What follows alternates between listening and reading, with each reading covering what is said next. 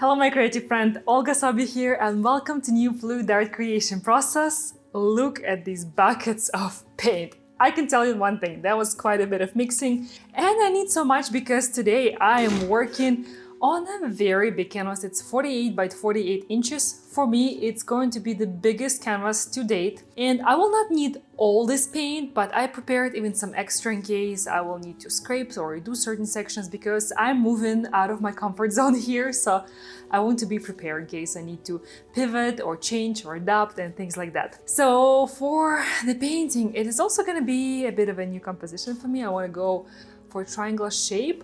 And for the color palette, as you can see, I'm going for very soft beige. So maybe it looks like white, but it's off-white. It has this very nice, soft, warm quality to it. I love this color. And a very light, warm brown. Almost close to like gray, but not quite. I also have prepared quite a few metallics for my accents.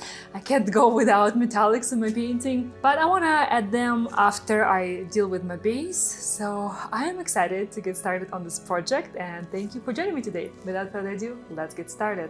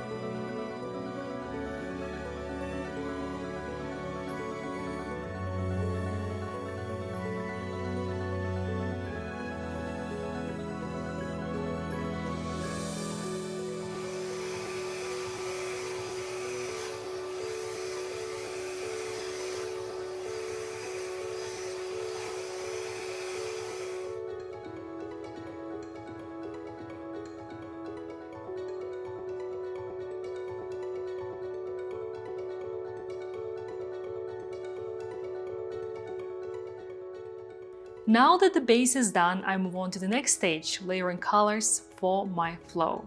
I want to keep some negative space inside in my lighter area and also outside, so that the flow will also be in the shape of triangle.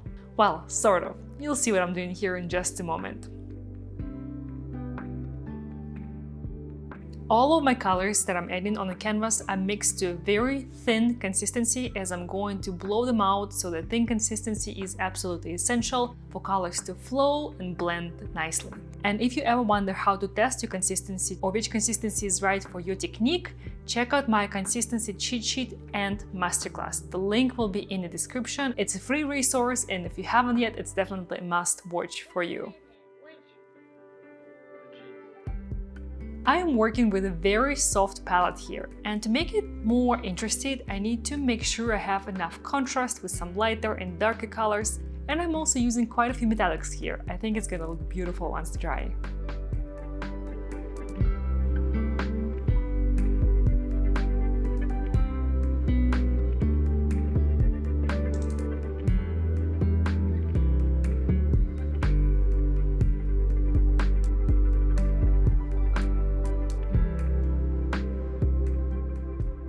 Once all the colors are layered, let's blow it out.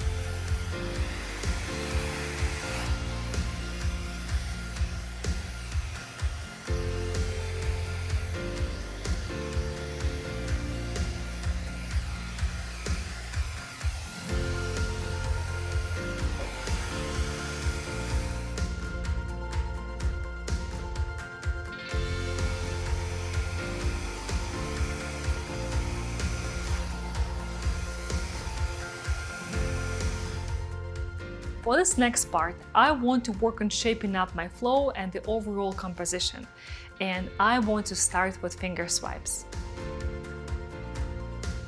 Here is a bit of life hack for you. If you have any areas within your painting where you want to remove a little bit of excess paint without disturbing the areas or design next to it, use syringe without needle. And this is exactly what I'm doing here, and it's very effective. So as you can see, I'm working around the canvas, around my flow, removing a little bit of excess paint here and there. As this painting unfolds, I continue working with finger swipes to improve the shape of my blowouts and bring back a bit more of the negative space towards some of those blown areas. It is a very thorough and intentional process. And yes, there is a lot of finger swiping going on in this huge canvas. There are so many beautiful cells all around here. And of course, as always, all of the colors I mix with the recipe that I teach inside of my Fluid Art Mastery course.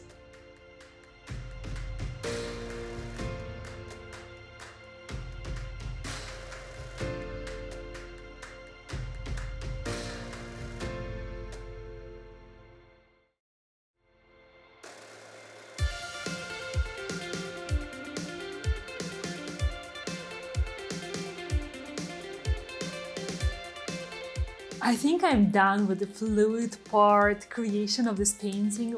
Very unconventional composition for me, but I'm totally digging it. And now I'm excited to jump to the next section with all the embellishment and more layers to this beauty. So see you in a second. Welcome to the second part of this painting creation. Well, actually, there will be no second part, but stick around because I have something very important to share with you. So after I was done working on my triangle composition and all the details and finger swipes, I turned off the cameras, calling it done. But before I turned the lights off, I looked at the painting and there was this small area in the corner of the triangle that just kept bothering me and was sort of jumping out at me. So I decided to quickly fix it with a small blowout. And I did it, and I ended up making it worse. So I continued working on it, trying to fix it, trying to blend it with the rest of the painting. And one thing led to another, and before I knew it, I realized I ruined the painting. Yep. Now, as you might know me, sometimes when things don't work out as planned with my artworks, I can still make them work with touching up once it's dry. But this was not the case. With the amount of things that changed and with the amount of things that went wrong, I knew then and there that I crossed the point of no return, so I decided to scrape the canvas. And that's exactly what I did. I scraped the canvas. It was unfortunate, it was not fun, but it had to be done. This way I could save most of that fluid paint on the canvas that was still fresh. Of course, I cleaned the canvas and it's perfectly fine to be reused again. And at first, I was not planning to share this video with you. I mean, it was a fail, and it's not the most comfortable or fun thing to admit or to share as an artist. But then I thought about it and it changed my mind, because I think it is very important to honestly share and show not only successes, but also some honest failures. And even though I don't have a beautiful and complete artwork to share with you today, there are two lessons that I want to share instead. So the first lesson is that sometimes you just need to walk away and close the door behind you, because there are moments in paintings where no amount of blowing and swiping will make it work. It will only continue making it worse and overworking your painting. So sometimes you just need to walk away.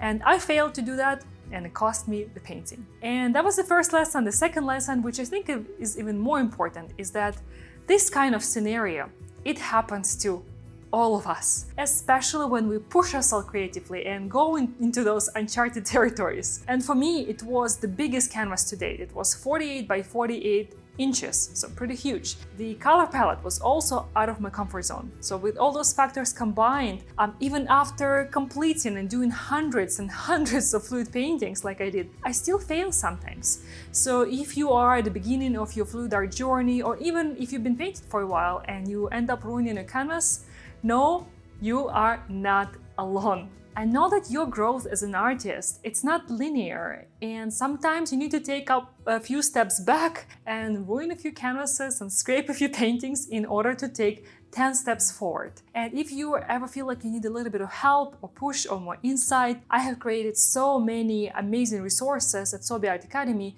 from consistency cheat sheet, which shows you exactly which consistency, thin, medium, or thick, works best for different pouring techniques, to acrylic pouring calculator, acrylic pouring supplies guide, and so on. So if you want to continue learning and mastering and improving in your fluid art skills, definitely check out those resources. The link to the Academy will be in the description below this video. And my creative friend, do not let failure stop you, because every ruined canvas is a part of your bigger artistic journey. So keep experimenting, keep learning, and most importantly, keep showing up, because even scraped or ruined paintings, fluid paintings, have so many lessons to teach us. Thank you so much for joining me today. And if you have any of the stories where you tried really hard and did your best, but ended up ruining your painting or your project, I would love to hear your story on how that happened and how did you overcome that challenge. So I will chat with you in the comments below this video, and I will see you in the next video, which I hope will be much more successful than this one. So see you then, and until the next time, bye bye.